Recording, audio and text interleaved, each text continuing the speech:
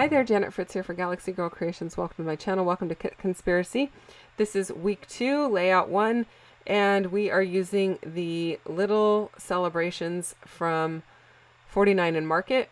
And we actually have one of the laser cut elements from the little Dreamer pack, which is more baby related. So I have these little baby feet. This is my niece's middle child and her little tiny feet. I don't know, a couple weeks after, maybe a week after she's born. I don't know. I'd have to go back and look at the date, and I don't have it in front of me, but it's within the first month. So tiny, tiny baby feet, and I think they're super cute.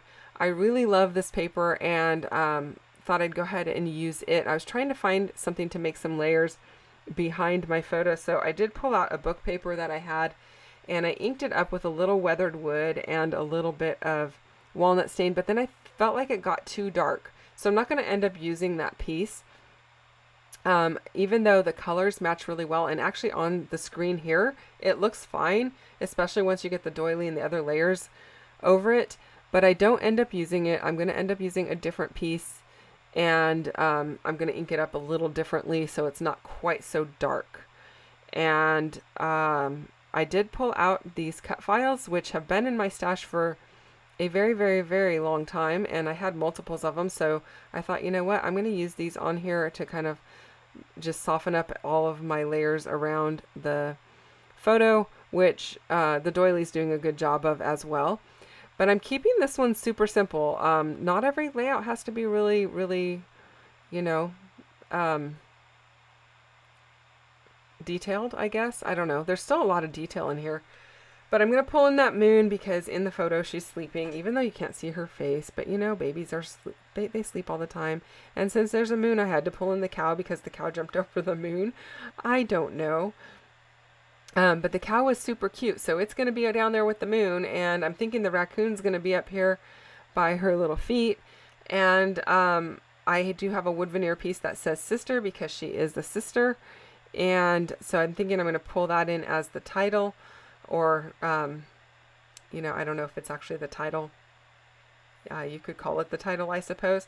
That is the interesting thing for this week. There weren't any really, like, major title pieces or anything like that. And yes, we were able to pull in from our stash, but I didn't know, I don't know, I didn't really want to mess around with a title. Pretty much everything I have would be really blocky, and this is so soft. I kind of didn't really want to mess around with it. I do have some softer dyes I maybe could have used, but I don't even know what I would say. You know, adorable, feet, cute. I don't know. Maybe I was just having you know, my brain is not working at 100% or something. I don't know. So I'm going to leave it with just sister on it, and I think it's still really cute. It's going in her own album, so it's not like a family album. My niece does keep their albums separately because she doesn't scrapbook, so they're not scrapbooking like all of the family events or anything. She's just got one for each of her kids. Maybe she's got 2 by now, I don't know, because my mom does some of the scrapbooking for them as well. And then she sends me stuff to scrapbook, or I ask her for stuff to scrapbook if I see something she's posted online that I really am inspired by, or maybe I just say, hey, send me some photos of one of your kids' birthdays or something like that.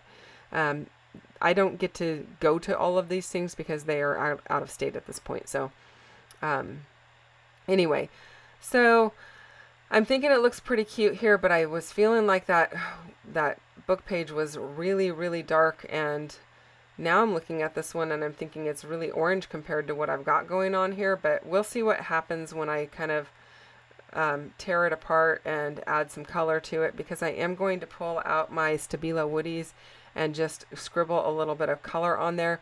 Could I have wet the color and moved the pigment around? Yes, I absolutely could have. Did I? No, I did not. But I did ink it up with some apricot ink, because I ripped off all of the edges except for that top one. I felt like the other edges were feeling a little barren because they didn't have that orangey color. Maybe I should have pulled some off the top as well.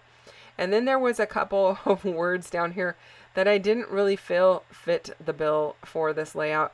And it was like sticking out like a sore thumb. So I just used a black Stabilo Woody over the top. If you're not familiar with the Stabilo Woodies, they are these wood pencils that are super chunky, marketed kind of towards kids, I think. And they are awesome because they're kind of like a watercolor pencil. You can pick up the pigment with a wet brush. You can draw the pigment down and then wet it and activate it like a watercolor. You can actually use them on glass. They're very forgiving and very soft. In fact, I'm getting ready to go to a retreat and I'm taking them with me, and I decided to put some finger cots over the top of them so the pigment doesn't rub all over the inside of the bag that I'm going to put them in, because the pigment is that soft that if you touch the tip of them, it sometimes comes off on your fingers. So yeah, that is the plan anyway. So I didn't really want them all over the inside of my bag, because then the next time I use the bag, I end up with the pigment on the next things I put in there. So yeah, just trying to protect them that way. And then it also protects them from writing all over each other, right? I have the same problem with my blending brushes, but I am looking into getting some covers for those, because when I take those, I have that same issue. I end up, anytime they face each other, the green ends up on the pink and whatever. So I end up trying to put the warm colors together and the cool colors together at opposing ends so that they're not touching, and then I end up with ink all over my hands. So yeah, I'm off on a little bit of a tangent right now, but that is the state of my mind right now. Okay, so I did trim a little bit off of my layout, and I think I love that look. I love the look of having a little framework around it. And so I'm going to just ink up around the outside with a little walnut stain, just to kind of, actually I'm looking, is that walnut stain? It might be black soot. It is black soot. Yeah, using some black, not some walnut, which is actually what I used on the moon and the little animals.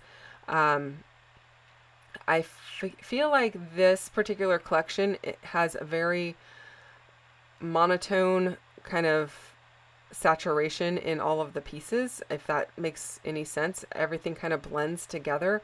And so when I do the layering, I'm inking everything up so it gives a little bit of dimension and a little bit of pop to all of the little pieces. And otherwise they kind of just blend in together. So this is what I've got so far. I am putting a date stamp on here with the date of the photo, which if I can read it now, it's like within, I don't know if it says July. You know what? It's probably still on the date stamp. June 24th. So yeah, she was born in June. So yeah, it's these little baby feet are not that old. Anyway, I pulled in some color cast designs, acrylic. I have these peachy pink hearts and they match perfectly, so I'm going to pull in a couple of those. I know I've already got the hearts that were from the laser cut elements on here, but I feel like these go and they just add to it, so I'm going to go ahead and use those. As I'm working on this, I'm actually on a Zoom call or a FaceTime call with MK and one of our other friends, Cindy. So shout out to Cindy. Hey, how's it going? Can't wait to see you at the retreat. That's super exciting. And actually, by the time this airs, the retreat will be over. So that's kind of sad. Anyway, so I'm going to add a label up top here and then just put her name on it. And then if her mom wants to write anything in, I will leave a little blank line for that as well. That is it, you guys. I hope you enjoyed this one. If you did, hit the thumbs up button. Thank you so much for watching. And don't forget to subscribe if you're not already subscribed to my channel. And if you need links for any products that I might have used today, if they're still available, I usually put them down below. I try to always do it. Every once in a while I do miss. But that is it. Thank you again for spending time with me, and I'll see you guys again with another one real soon. Bye-bye.